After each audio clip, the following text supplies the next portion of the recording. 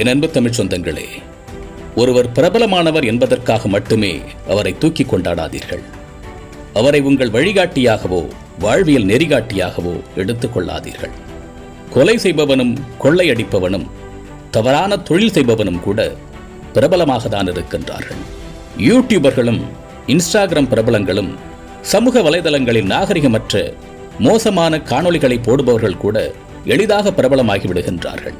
ஒருவர் எப்படி பிரபலமானார், எதுபோன்ற செயல்களை பொதுவெளியில் அரங்கேற்றி பிரபலமானார் என்பதையெல்லாம் யோசிக்காமல் சமூகம் அவர்களை ஏதோ வானத்தில் இருந்து குதித்தவர்களை போன்று வியந்து பார்க்க தொடங்கிவிட்டது.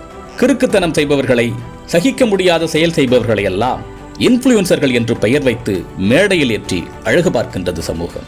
என் அன்பு தமிழ் சொந்தங்களே, ஒரு தெருவில் 100 பேர் கண்ணியமாக போகும் பொழுது ஒருவன் மட்டும் சட்டையை கிழித்துக் கொண்டு திரிகின்றான்.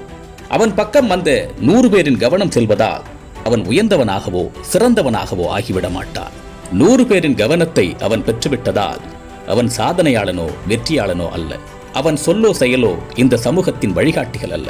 ஒருவரின் பிரபலத்தால் இந்த சமூகத்தில் என்ன நல்ல மாற்றம் நிகழ்ந்தது, அவரால் என்ன நல்வினைகள் இந்த மண்ணில் விளைந்தது, ஒருவரின் பிரபலத்தால் இந்த சமூகத்தில் எத்தனை பேரின் வாழ்வில் சிந்தனையில் மாற்றம் வந்தது என்று யோசித்து பாருங்கள். அப்படிப்பட்டவர்களை மட்டும் கொண்டாடுங்கள். ஒரு நடிகர் 4 படங்களில் வெற்றி பெற்றுவிட்டால் அவர் மேடையில் பேசும் வசனங்களை கூட வாழ்வியல் நெறிமுறைகளாக இந்த சமூகம் பார்க்கின்றது. காரணம், அவர்கள் பிரபலமானவர்கள்.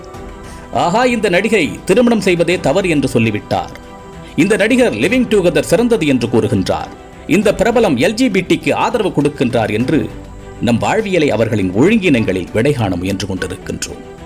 காரணம், அவர்கள் பிரபலமானவர்கள். உலகத்திற்கே பிரபலமான அறநூல்களையும் வாழ்வியல் கோட்பாடுகளையும் கொண்ட தமிழ்ச் சமூகம் இவர்களின் வாயை பார்த்து கொண்டிருப்பது வேடிக்கை. ஒரு தனி மனிதனின் வெற்றியோ வளர்ச்சியோ முன்னேற்றமோ பிரபலமோ இந்த சமூகத்திற்கு நன்மை பயக்க வேண்டும், நல்ல விளைவுகளை ஏற்படுத்த வேண்டும். ஒரு தொழில்துறை சார்ந்த பிரபலத்தால் பொருளாதாரம் உயர்கின்றது, வேலைவாய்ப்பு கிடைக்கின்றது. ஒரு விளையாட்டுத்துறை பிரபலம் தன் ஓய்வுக்கு பின் தன் துறைக்கு வழிகாட்டியாகின்றார். ஒரு அரசு துறையிலோ பொதுத்துறையிலோ மிகப்பெரிய பதவி வகித்த ஒருவர் அவரது ஓய்வுக்கு பிறகு வளரும் பிள்ளைகளுக்கு, எதிர்கால தலைமுறையினருக்கு வழிகாட்டுகின்றார். இப்படி எந்தெந்த துறையில் ஒருவர் வெற்றி பெறுகின்றாரோ அந்தந்த துறை அவரால் சற்று உயர வேண்டும். அதை உயர்த்த வேண்டியது அவர்களது கடமை. அது கல்வி, மருத்துவம், அரசியல், வணிகம், சினிமா, பொழுதுபோக்கு எதுவாக வேண்டுமானாலும் இருக்கலாம். எத்தனையோ ஆளுமைகள் அப்படி இன்றும் வாழ்ந்து கொண்டிருக்கின்றார்கள். அவர்களையெல்லாம் விடுத்துவிட்டு பிரபலமாக வேண்டும் என்பதற்காக சட்டையை கிழித்துக் கொண்டு திரிகின்ற இது போன்ற சமூக கசடுகளை எல்லாம் அவர்கள் பெரிய உயர்ந்தவர்கள் போன்ற பிம்பங்களை உருவாக்காதீர்கள்.